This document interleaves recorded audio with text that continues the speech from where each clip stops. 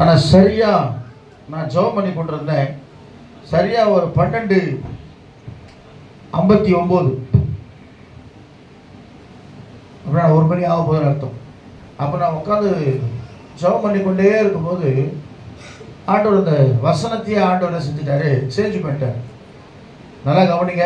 நான் சொல்லுகிற வார்த்தை கர்த்தர் கொடுத்த வார்த்தை, தீர்க்க தரிசனமான வார்த்தை. நான் அப்படியே செல்ஃபோனை ஆன் பண்ணேன். ஆன் பண்ணும்போது கர்த்தருக்கு ஸ்தோத்திரம். ஆண்டவரே இந்த வார்த்தைகள் எப்படி சொன்ன கேட்க கொடுக்கும்போது டக்குன்னு அந்த வசனம் எனக்கு மைண்டுக்குள்ளே வந்துச்சு. ஏசாயா தீர்க்கதரிசன புஸ்தகம் 49ஆம் அதிகாரம் 25ஆம் வசனத்தை ஒரு வாசிங்கள்.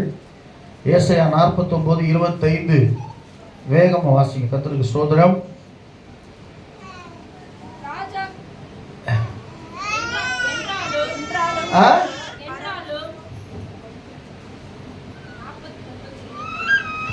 ராஜாக்கள் என்றாலும் இதோ பராக்கிரமனால் இறக்கப்பட்டவர்களும் விடுவிக்கப்பட்டவர்கள் பலத்தினாலும் கொள்ளையிடப்பட்டதும் வீடு தலையாக்கப்படும் இன்னொரு வழக்காடுகிறவர்களோடும் நான் வழக்காடி பிள்ளைகளை ரட்சித்துக் கொள்ளுவேன். அல்லேலூயா.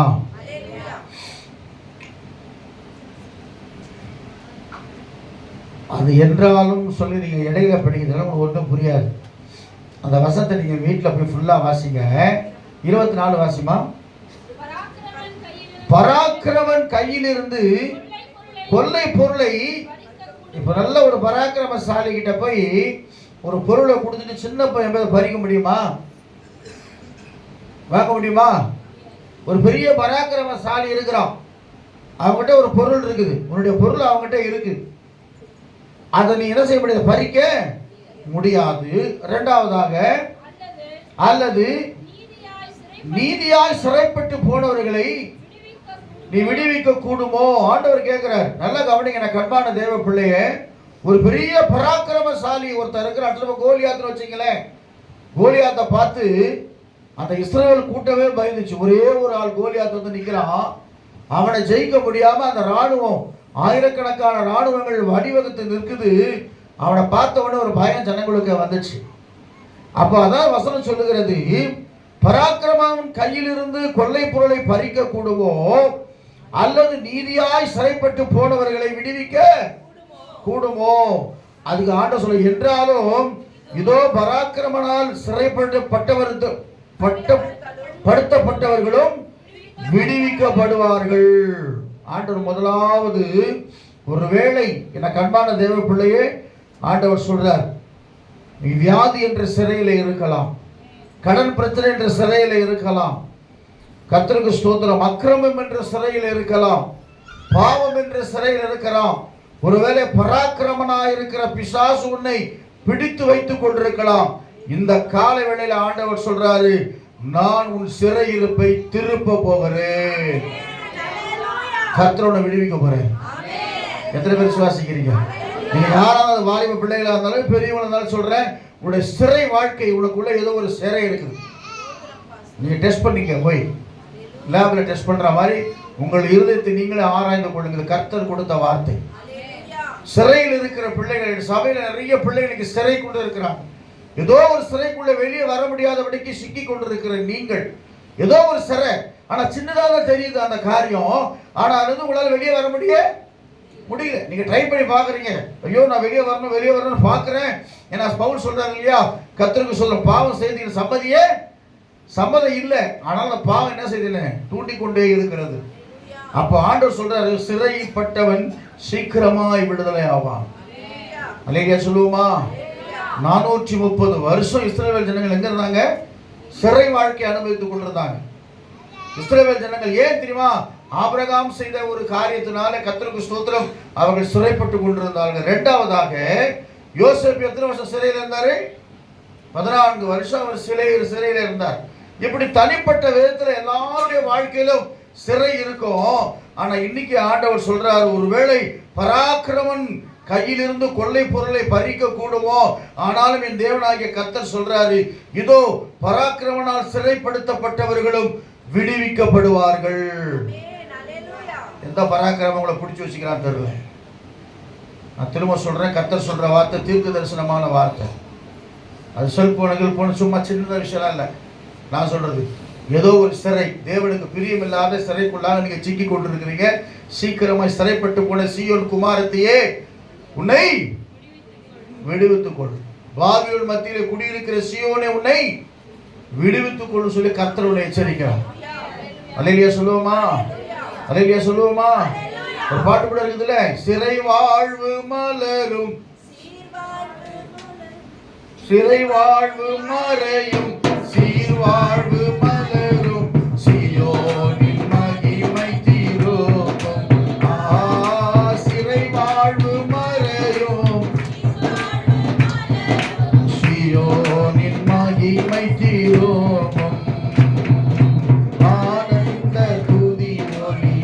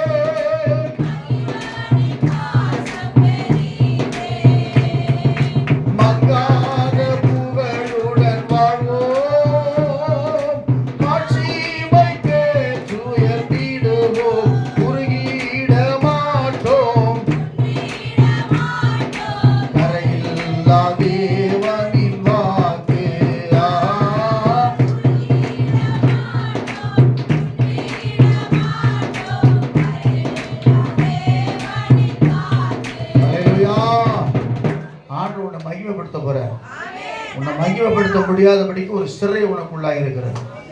சிறைப்பட்டு போன சீயோன் குமாரத்தையே திரும்ப சொல்றார் ஆண்டவர். எனக்கு அன்பான தேவ பிள்ளையே, காலையில் அதிகாலை வேளையில நான் ஜெபித்துக் கொண்டிருந்த போது சிறைப்பட்டவர்களை நான் விடுவிக்க போகிறேன்.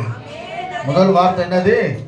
இதோ பராக்கிரமனால் சிறைப்படுத்தப்பட்டவர்களும் விடுவிக்கப்படுவார்கள். அல்லேலூயா சொல்லுவோமா? சங்கீத 90 சொல்லுது, வாஞ்சியா இருக்கிற பிள்ளைகளை என்ன செய்வார் கர்த்தர்? விடுவிப்பார். யாரெல்லாம் தேவன் மேல் வாஞ்சியா இருக்கிறார்களோ, யாரெல்லாம் அதிகாலை வேளையிலே கர்த்தரை தேடுகிறார்களோ, யாரெல்லாம் வேதத்தை அதிகமாக நேசிக்கிறார்களோ, யாரெல்லாம் எப்போது கர்த்தரை துதிக்கிறார்களோ அவரை கர்த்தர் விடுவிப்பார். அல்லேலூயா சொல்லுவோமா? ஒரு 3 காரியம் வைக்கிறவங்களுக்கு முன்னாடி நீங்க விடுவிக்கப்படணும்னா, திரும்ப சொல்றேன் சிறையிலிருந்து நீ விடுதலை ஆகணும். எத்தனை பேர் சிறையில் இருக்கிறீங்க? இப்படி கேட்டால் கை தூக்க மாட்டீங்க. கையை உண்மையாக தூக்குனீங்கன்னா நீங்கள் ஒரு விடுதலை கொடுக்குது. அல்லேலூயா சொல்லுவோமா? எனக்கு ஒரு பெரிய விடுதலை கர்த்தர் கொடுக்க போறார். எல்லாவற்றும் தனிப்பட்ட வாழ்க்கையில, குடும்ப வாழ்க்கையில, வேலை ஸ்தலத்தில் எல்லாவற்றிலும் ஒரு பெரிய விடுதலை. ஏதோ ஒரு சிறைக்குள்ள நாம் சிக்கி கொண்டு இருக்கிறோம். கர்த்தர் சொன்னார், இந்த வசனம் கிடையாது, இந்த வசனத்தை சொல்லு ஜனங்கள் மத்தியில். நான் சிறைப்பட்டு போன வாழ்க்கையில நீ பராக்கிரமனால சிறைப்படுத்தப்பட்டிருக்கிற. நீ ஜெபிக்கலாம் நினைச்சோட நான் ஜெபிக்க முடியாது. நீ வேதம் வாசிக்க நினைக்கிறாலும் உன்னால் வேதம் வாசிக்க முடியாது. நீ பரிசுத்தமா இருக்க நினைச்சா உன்னால் பரிசுத்தமா இருக்க முடியாது. நீ உண்மையா இருக்கணும்னு சொன்னா உன்னால் உண்மையா இருக்க முடியாது. ஆனா இன்னைக்கு ஆண்டவர் சொல்ற கண்பான கர்த்தருடைய பிள்ளைகளே, என் ஆண்டவராகிய இயேசு கிறிஸ்து உன்னை விடுவிக்கிறவராக இருக்கிறார். ஒரே ஒரு காரியம், யாரை கர்த்தர் விடுவிப்பான்னு சொன்னா, வேதம் சொல்லுகிறது ரொம்ப ஷார்ட்டான காரியம். சங்கீதம் 1:1 வாசிங்க.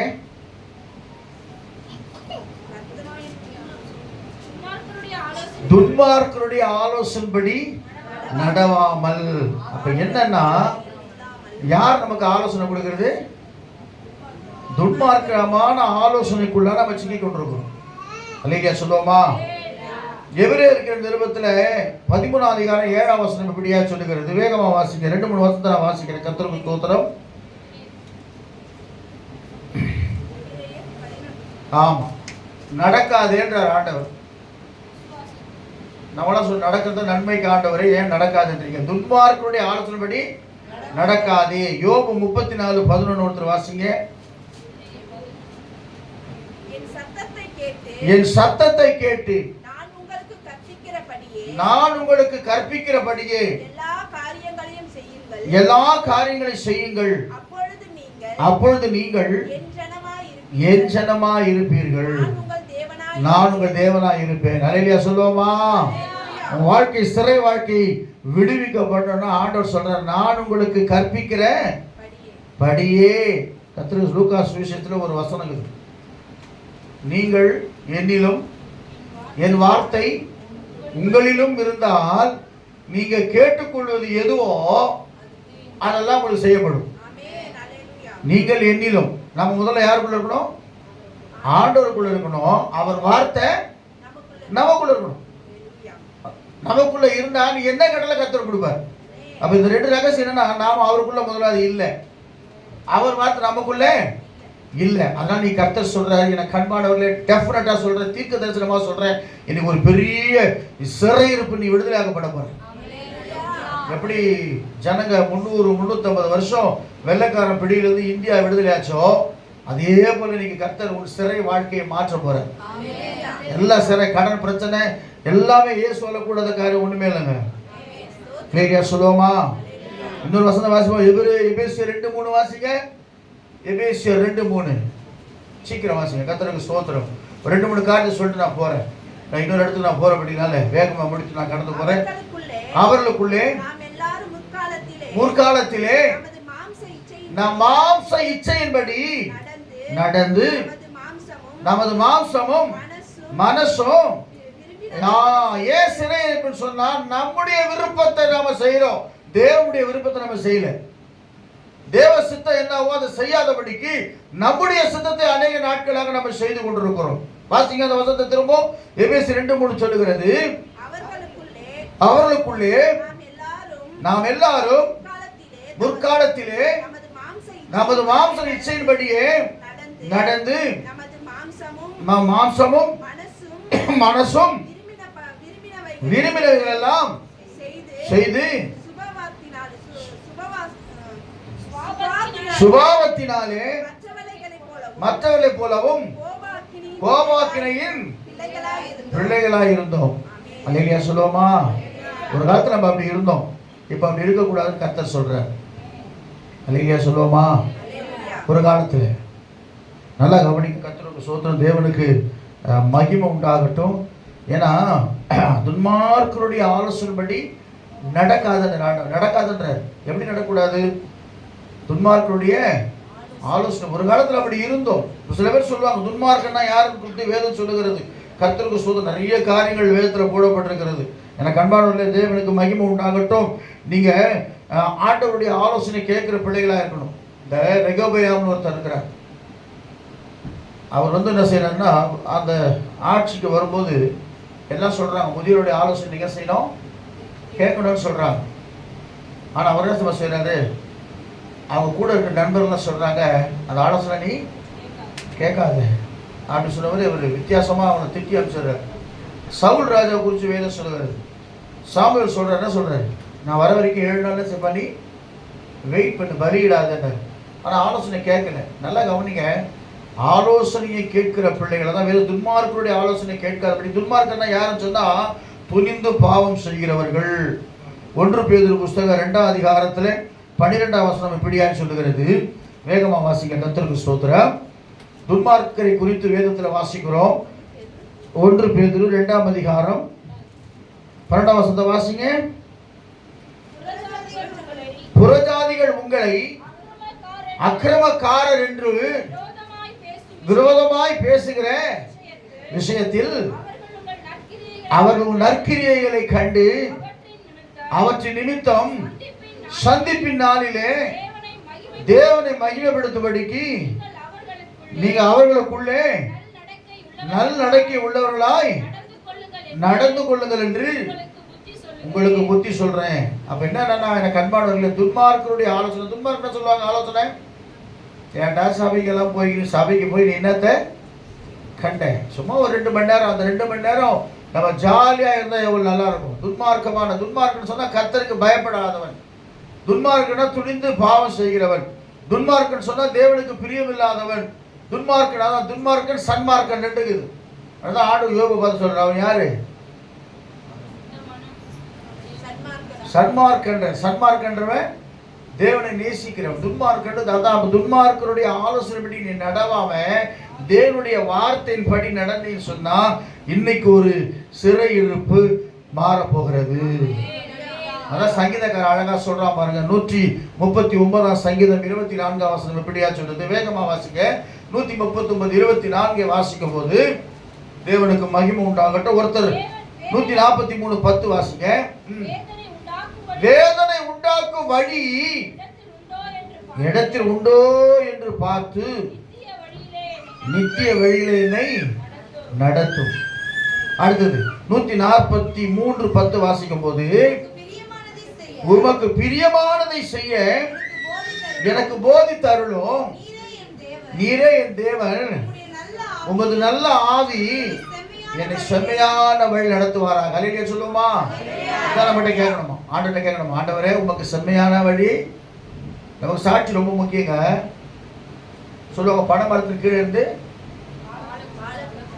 நான் ஒரு ட்ரிப்பு என்ன பண்ண தெரியுங்களா? ரட்சிக்கப்பட்ட போஸ்ல எஸ்டேட்லேருந்து வந்துக்கிட்டே இருந்தேன்.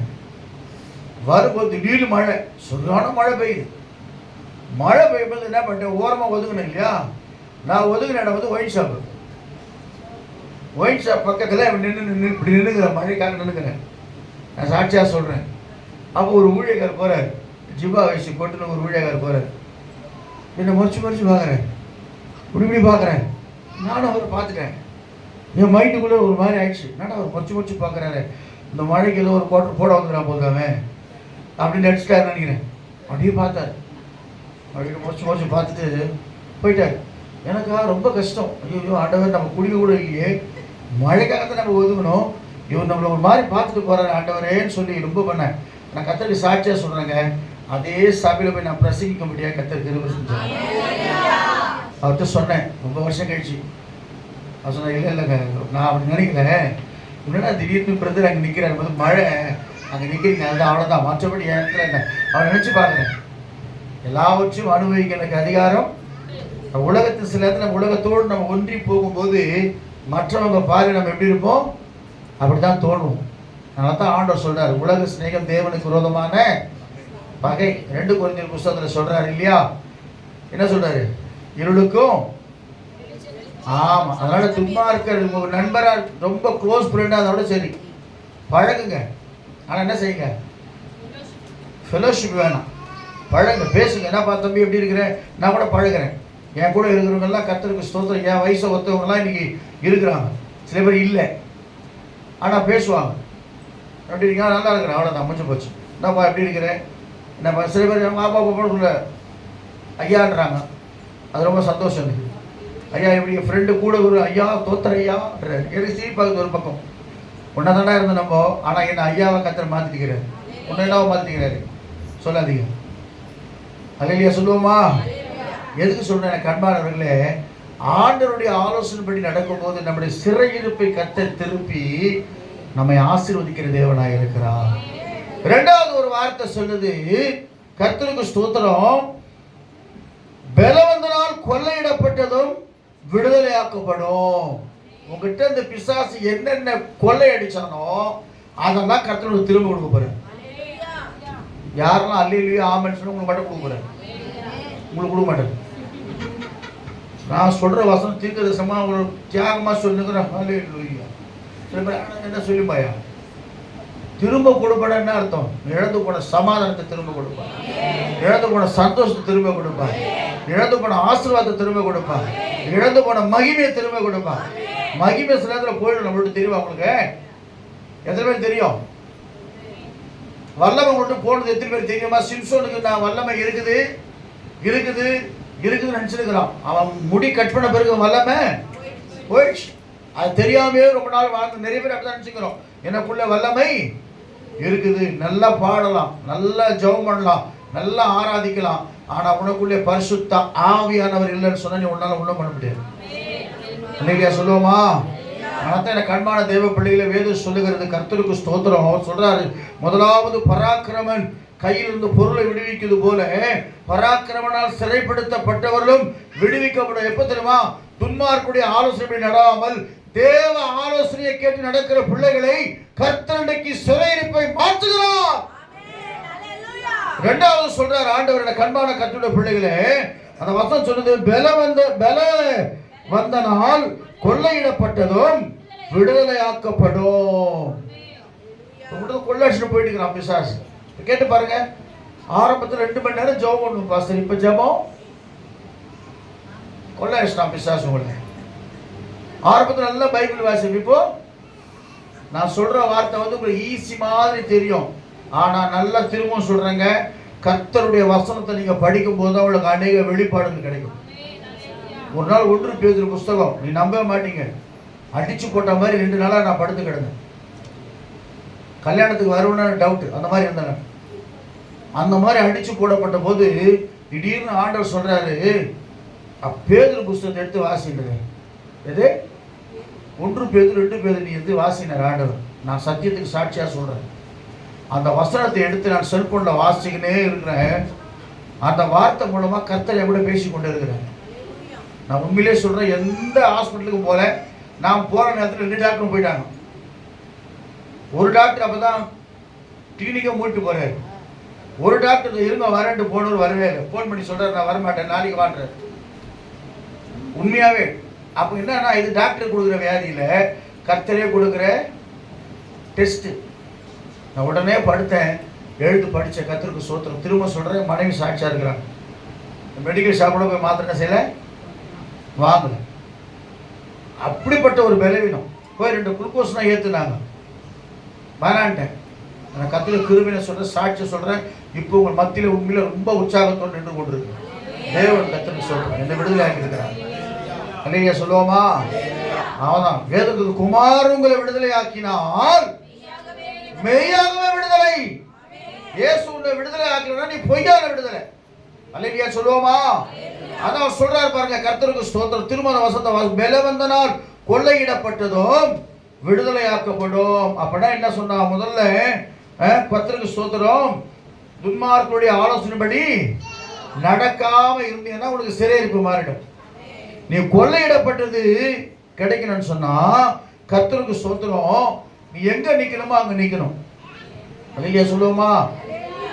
துன்மார்க்க ஆலோசனை நடக்க பாவியுடைய வழியிலே நில்லாமலும். பாவிகள் யாருன்னா, திரும்ப வேதம் சொல்லுகிறது, பாவிகளை குறித்து நிறைய வசனங்கள் கர்த்தருக்கு ஸ்தோத்திரம் வேதத்துல. பாவிகள் யாரு? துணிகரமா பாவம் செய்கிறவர்கள், தேவனை பற்றி அறிந்தும் அறியாதவர்கள். கிறிஸ்தவன் நாம சொல்லிடுறோம், கிறிஸ்தவன எல்லாமே பரிசுத்தவான்கள் கிடையாது. ஒயிட்டு போட்டா பரிசுத்தவான் கிடையாது. நல்லா கவனிங்க, நான் கண்பான தேவ பிள்ளையே, ஆண்டவர் சொல்ல, ஒரு ஸ்திரீ இச்சையோடு பார்க்கிற எவனும் அவரோட விபச்சாரம் செய்தாயிற்று. அவர் தெளிவா சொல்லிட்டார் புதிய ஏற்பாடு. ஆனா வேத வசனம் தெளிவா சொல்லுது, நான் கண்பான கர்த்தருடைய பிள்ளைகளே, தேவனுக்கு மகிமை உண்டாக நான் சொல்லுகிறேன். கர்த்தருக்கு ஸ்தோத்திரம். ஆண்டவர் சொல்றாரு, ஆதியாகமத்தின் புஸ்தகம் 13ஆம் அதிகாரம் 13ஆம் வசனத்தை வேகமா வாசிக்க. கர்த்தருக்கு ஸ்தோத்திரம்.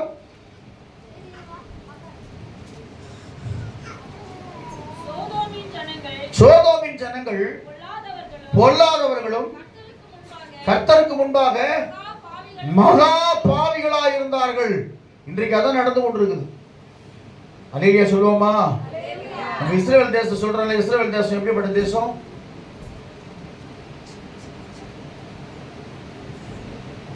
இயேசுநாதர் பிறந்த இடம் அதுதானே இஸ்ரேல், இல்லையா?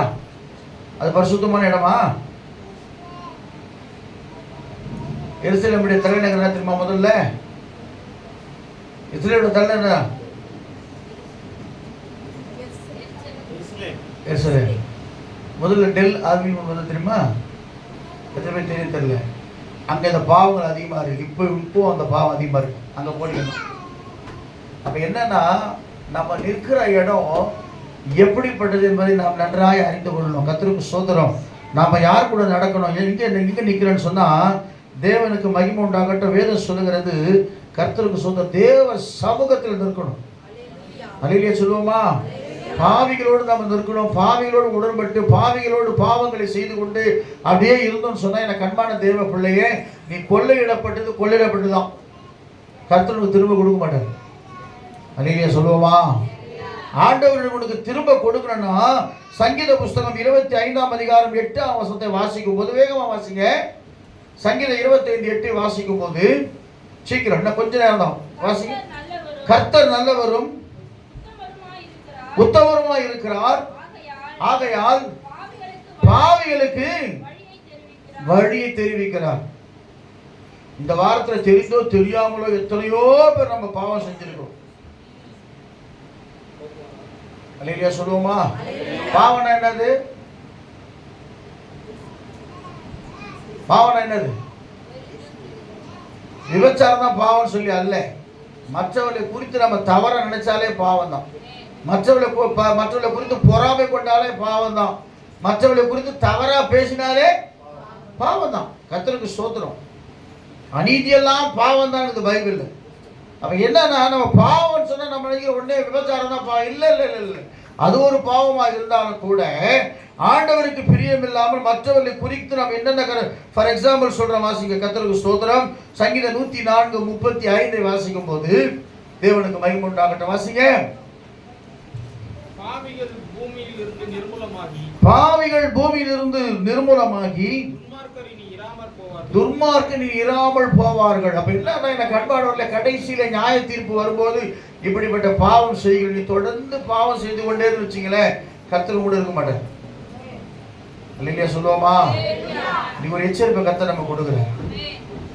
யாரும் என்னன்னு தெரியல, கர்த்தருக்கு சொல்ற ஒருவேளை அப்படி செஞ்சுட்டு வந்து நீங்க உட்காந்துன்னு சொன்னா இன்னைக்கு தேவ சமூகத்தில் அறிக்கையிடு. சங்கீதம் 51 என்ன சொல்றாரு? தேவனே, நான் துர்க்குணத்திலே உருவானேன், என் தாய் என்னை பாவத்திலே கற்பந்தரித்தார், உள்ளத்திலே உண்மை இருக்க விரும்புகிறேன், அந்த கணத்திலே ஞானத்தை எனக்கு தெரியப்படுத்துவேன், என்னை ஈசோப்பினால் கழுவும் ஆண்டவர். ஒரு விஷயம் கூட கழுவும். கர்த்தருக்கு ஸ்தோத்திரம். அல்லேலூயா. பாட்டு கூட இருக்குது இல்லையா? ஈசோப்புல்லால் கழுவும் இன்றே சுத்தமாவோ, ஈசோப்புல்லால் கழுவும் இன்றே சுத்தமாவோ, உறைகின்ற பனி போல வெண்மையாவோ மையா உம் தீரு வார்த்தையினால், உறைகின்ற பனி போல வெண்மையாவோ மையா உம் தீரு வார்த்தையினால், மகிமை மாறாய நேசருக்கே,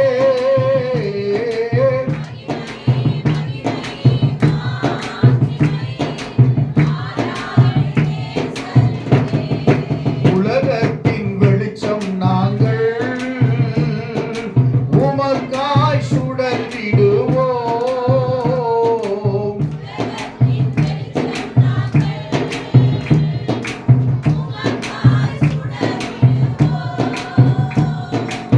ஆனந்த தைலத்தால் அபிஷேகியும் ஐயா அனல் மூட்டி எரிய வீடும், ஆனந்த தைலத்தால் அபிஷேகியும் ஐயா அனல் மூட்டி எரிய வீடும், மகிமை. எஸ், ஹalleluya. ஆமென் ஆமென்.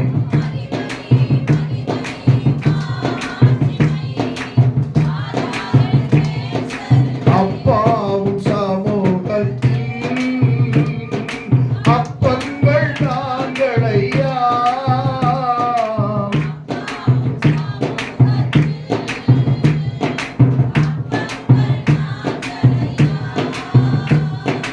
எப்போதும்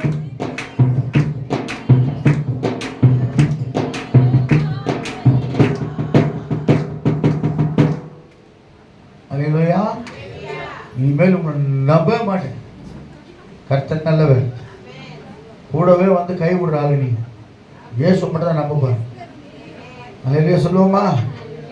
பாடின்னு அப்படியே போனா தப்பு நிட்டுறாங்க. எப்போதும் என்னாலும் எல்லா ஜெபத்தோடும் மாவியில் ஜெபிக்கிறோம். நான் இவங்க சொல்லுவாங்கன்னு பார்க்குறேன். அதுதான் இதெல்லாம் என்ன பண்ணுது தெரியல. தெய்வீக கூடாரமே என் தேவனின் சந்நிதி. இரண்டாவது ஆண்டவர் சொல்ற, உன்னை என்ன செய்ய போறாரா? என்ன செய்ய போறாரு?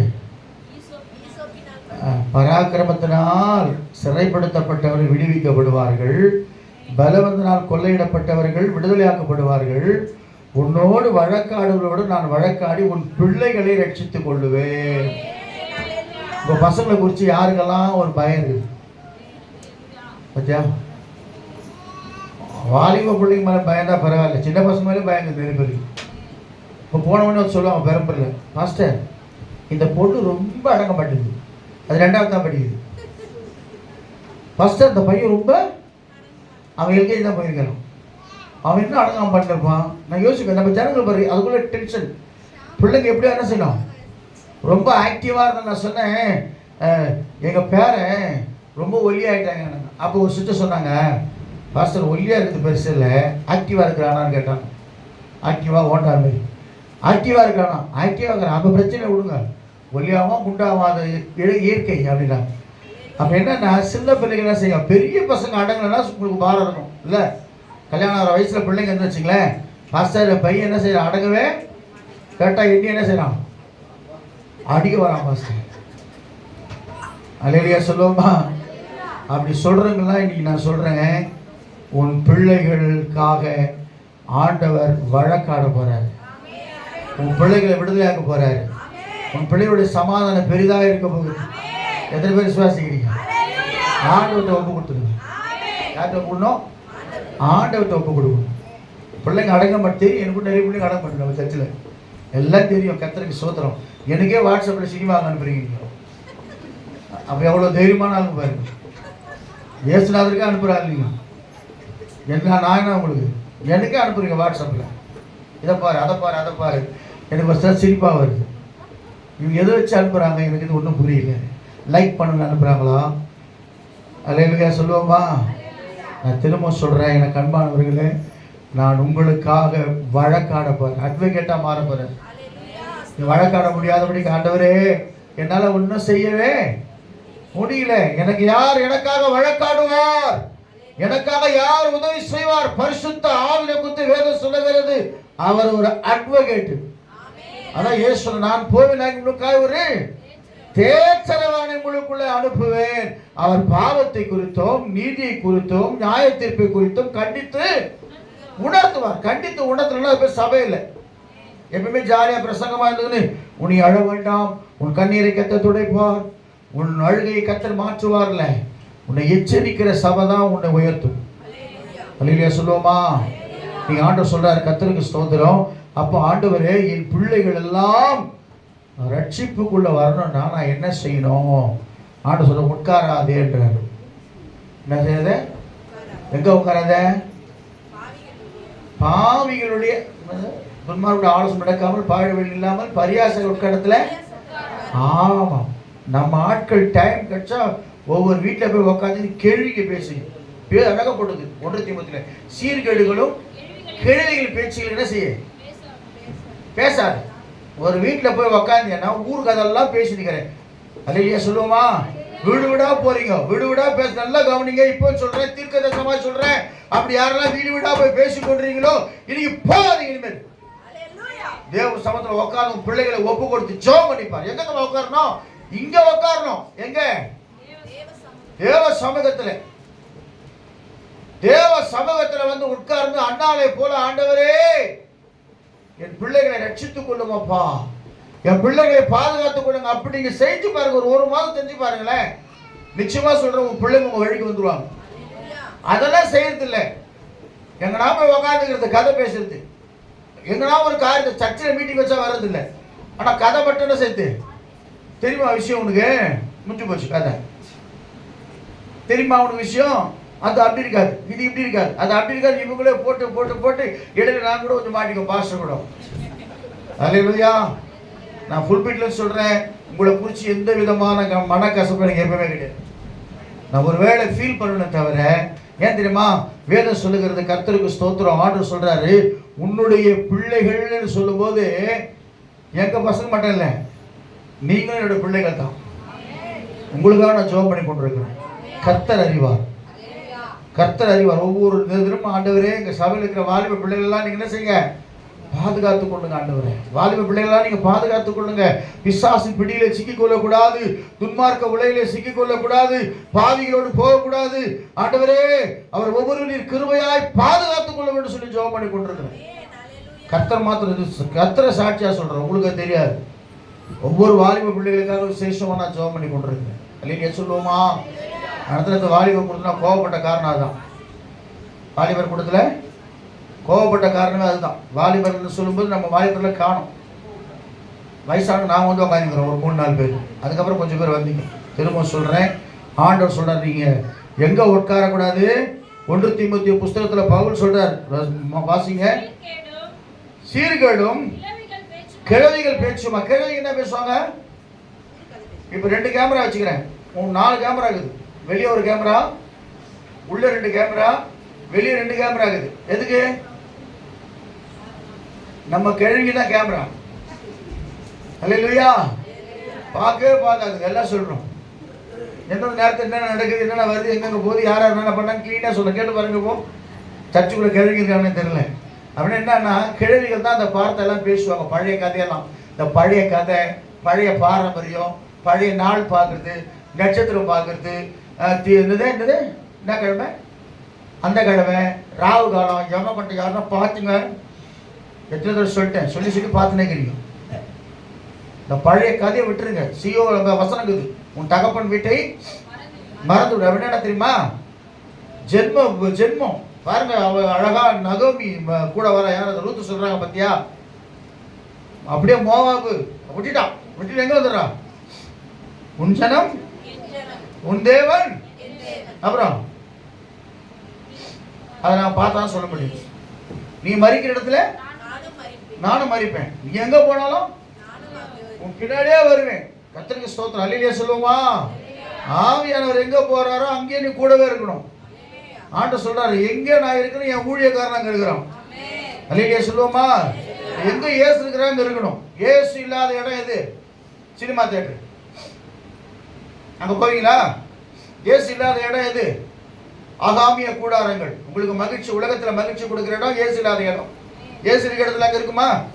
சினிமா தியேட்டர்ல பாடுவாரா? அது கூட நேற்று அனுப்புறாங்க எனக்கு. யாரோ ஒரு படம், அவர் பேர் யாருன்னு தெரியல, அவர் போட்டு ஒரு அனுப்புறாங்க. இப்படி நிற்கிறாரு வாட்ஸ்அப்ல. திரும்ப சொல்றேன், எனக்கு அன்பான தேவ பிள்ளை, உங்களை நீங்க மாத்தினா கர்த்தர் உங்களை மாத்திடுவார். எங்கே மாறி யார் உலகத்தையும் மாற்ற தேவையில்லை. நீங்க மாறினா உலகம் மாறிடும். அல்லேலூயா சொல்லுவோமா? நமக்குள்ள மாற்றம் வந்தா உலகத்துக்கு மாற்றம் வந்துடும். நீங்க ஆண்டவர் சொல்ற உட்காராது. எங்க உட்காரணும்? பரியாசக்காரர். பரியாசக்காரர் யாரு? வெளியிருந்து வர ஆள் இல்ல, உள்ள இருக்கிற நம்மாலே சொல்லுவான். நான் 40 days ஃபாஸ்டிங் போடலான்னு உடம்பு கட்டு போட்டா ஃபாஸ்டிங்க போடாது. இப்போ நான் இருக்கிறேன், எனக்கு சுகர் இருக்குது, பிபிக்கு இது எல்லாம் இருக்குது. ஆனால் எப்பப்போ ஃபாஸ்டிங் அப்படிலாம் இருக்கிறேன். வெள்ளிக்கிழமைனா ஃபாஸ்டிங் இருக்கிறேன், சில செவ்வாய்க்கிழமை இருப்பேன், சில சனிக்கிழமை இருப்பேன். ஆண்டவர் என்ன சொல்றாரோ ஃபாஸ்டிங் நான் இருக்கிறேன். ஃபாஸ்டிங் இருக்குது எதுக்கு? சத்ருவை மேற்கொள்ள கண்டிப்பாக ஃபாஸ்டிங் தேவை. நல்லா கவனிங்க. உபவாசம் இருந்து இயேசு கிறிஸ்துவே உபவாசம் இருந்தால் நான் யாரு? அப்போ நீயும் உபவாசம் இருக்கணும். வாரத்தில் அட்லீஸ்ட் ஒரு நாள் 2 நாள் உபவாசம் இருந்தால் உன் சரீரம் முதலாவது சீர்படும். அது தெரியுமா உங்களுக்கு? மெடிக்கல் சொன்னால் தான் நீங்கள் ஏற்றுவீங்க. டயட் சொன்னால் தான். நீங்கள் எல்லாம் போட்டு அரைச்சி ரெஸ்ட் இல்லாமல் இந்த மிஷின் கொஞ்சம் ரெஸ்ட் கொடுங்க அப்படி சொன்னால் ஓகேட்டுருவீங்க. நல்லா காய்கறி சாப்பிடுங்க. இல்லையா? பச்சை காய்கறி நிறைய சாப்பிடுங்க, உற்சாகமாக இருப்பீங்க. உண்மையாக சொல்கிறேன், கத்திர சாப்பாடு முன்னாடி நல்லா பச்சை காய்கறி பெரிய நல்லா ஒரு காலையில சாப்பிட்டு அப்புறம் சாப்பிட்டு பாருங்க, சாப்பாடு எடுக்காது. அல்லேலூயா சொல்லுவோமா? அப்போ என்னன்னா எனக்கு அன்பானவர்களே, உட்காராதேன்ற ஆண்டவர். எங்க உட்காராதே? பரியாசக்காரர். இயேசுவை பற்றி தவறாய் பேசுகிற இடத்துல உட்காராதே. ஆண்டவரை பற்றி அவதூறாய் பேசுகிற ஜனங்கள் மத்தியில் உன் ஃப்ரெண்டா இருந்தாலும் சரி, யாருக்காகவும் இயேசு விட்டு கொடுக்காது. அல்லேலூயா சொல்லுவோமா? யாருக்காகவும் இயேசு விட்டு கொடுக்காது. உன்னை நீ விட்டு கொடுத்தாலும் அவருடைய இயேசு விட்டு கொடுக்காது. ஏன்னா அவர் உன்னை விட்டு கொடுக்காதவர். பிசாசின் பாவங்களை மறைக்கிறவர். தேவ சமூகத்தில் வந்து ஜெபிக்கும் போது நம்ம சொன்னோம், ஆண்டவரே பிசாசின் கண்களுக்கு முன்பாக என் பாவத்தை மறைத்து விடும், சமுத்திரத்தின் ஆழத்தில் பாவங்களை எரிந்து விடும் அப்பா, உடைய சமூகத்துல வந்திருக்கிறேன்னு சொன்னா உன் பாவத்தை பிசாசு படி மறைச்சுவார் ஆண்டவர். இல்லைன்னா போட்டு குத்துருவார் உன்னை. அல்லேலூயா சொல்லுமா. திரும்ப சொல்றேன், எனக்கு அன்பான தேவ பிள்ளை, இன்றைக்கு ஒரு தீர்மானம் எடுப்போம்.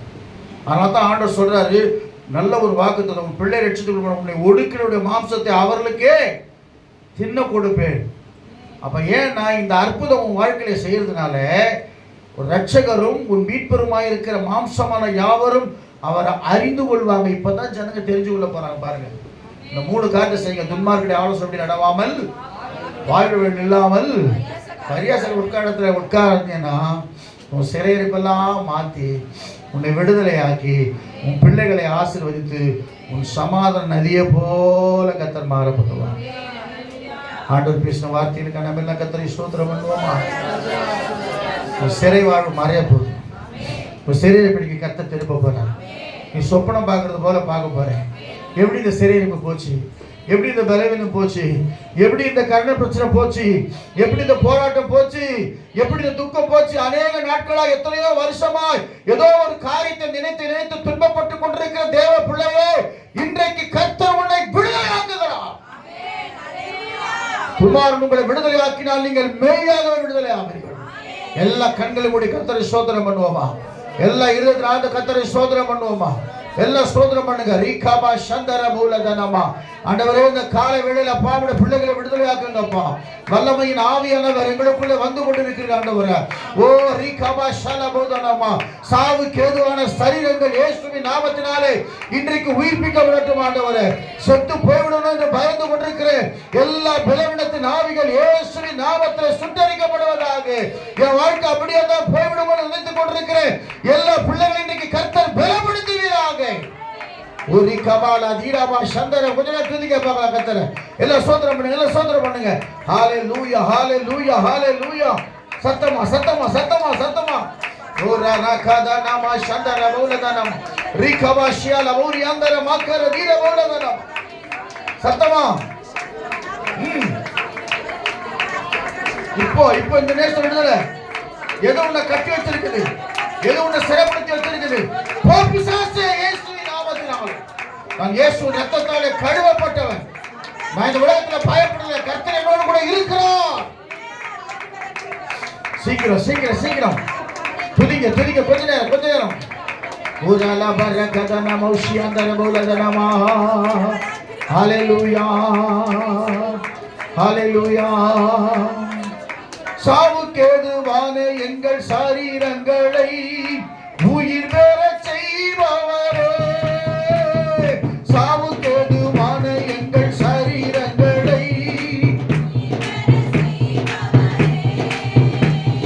சரீரங்களின் தீய செயல்களையே சாகடிக்க வாருமையா.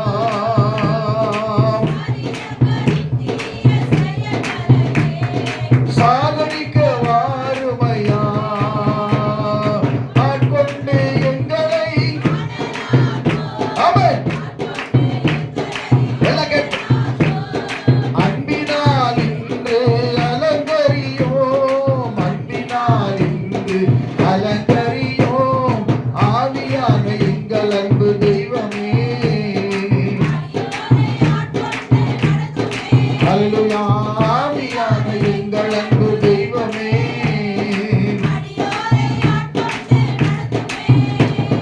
ஜெபிக்க வைக்கும் எங்கள் ஜெப வீரரே. எல்லாம் கேட்போம். ஜெப ஹாலி முடிச்சு காட்டுவார். ரிகபா ஷலபௌலதன பௌலதனமா. துதிக்க தோன்றும் துணையாளரே. சாத்தானின் சகல தந்திரங்களை தகர்த்தெறிய வாருமையா. தந்திரங்களை என்னை நிரப்போம் என் இயேசு தெய்வமே. நிரப்புங்கப்பா. ரீகபாலா நம்ம சந்ததிக்கு விடுதலை ஆகும் ஆண்டவரே. ஒரு சிறையிருப்பு மாறட்டும் ஆண்டவரே. ஒரு ஜெப ஆவி உங்களுக்குள்ள வரட்டும் ஆண்டவரே. பரிசுத்த ஆவியோட பலப்படுத்துகிறாரே. ஊரா பாபா. பரிசுத்த ஆவி தேற்றிட வாருமே.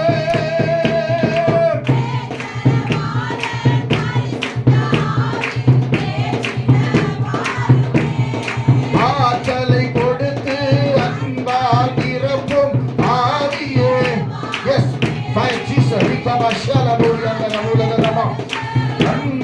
நிரப்பும் ஆவியே வாருமே, என்னை நிரப்பும் என் இயேசு தெய்வமே. ஆமென். எஸ், என்னை நிரப்பும் என் இயேசு தெய்வமே. ஓ அசைவாடும் ஆமென் தூய்மையில் ஆமென் அசைவாடும் ஜீசஸ் ஜீசஸ். இந்த இடம் அசைய என் உள்ளம் நிரம்ப இறங்கி. ஓ ரபா கபா ஷபரதன பரதனமா. ஆமென் ஆமென் உள்ளம் நிரம்ப இறங்கி வாருமே. இந்த இடம் அசைய என் உள்ளம். எஸ் ரிபா ஷபரதன மரிகா பாபா. ஆமென் ஹalleluya. இந்த இடம் அசைய இறங்கி வாருமே. இந்த இடம் அசைய ஆமென் இறங்கி வாருமே. இந்த இடம் அசைய எஸ் ரிபா பாபா இறங்கி வாருமே. இந்த இடம் எஸ் ஹalleluya. இழந்து போனதை பெற்றுக்கொள்ள தந்ததாக. இழந்து போனதை பெற்றுக்கொள். இழந்து போன அபிஷேகத்தை பெற்றுக்கொள். வல்லமையை பெற்றுக்கொள். பரிசுத்தத்தை பெற்றுக்கொள். ஜெபமாகிய பெற்றுக்கொள். உஷபரகதரபலதன எண்ணத்தனையை பெற்றுக்கொள் தேவப்பள்ளி. ஒரு சரீரத்தை கத்தரிக்கு உடைக்கிறார். விடுதலையாகிறார். பிள்ளைகளை கத்த பாதுகாக்கிறார். ஷபலகராகிறார். எஸ் ஃபயர் சீஸ் ரக்கில் இறங்கி மாண்டவர். குடிவனமால ரிகபா பாபா. வல்லமை இறங்கட்டும் இயேசுவின் நாமத்தில். எல்லா பிசாசின் கிரியைகள் இயேசுவின் நாமத்தோட பிள்ளைகளை விட்டு பாவன கட்டளைப்பட்டது. அடுத்த வாரம் விடுதலையோடு வரட்டும். விடுதலையோடு வரட்டும். இந்த வாரத்தில் பெரிய அற்புதத்தை கட்ட செய்காட்டவர். நாம் மகிழ்ப்படுத்த ஆண்டவர் பேசின வார்த்தைகளை கட்டத்தனை ஸ்தோத்திரம் பண்ணுவோம். பிதாவாகிய தேவனை ஸ்தோத்திரம் பண்ணுவோம். குமாரனாகிய இயேசுவை ஸ்தோத்திரம் பண்ணுவோம். யாராவது 2 பேர் ஜெபம் பண்ணுங்க.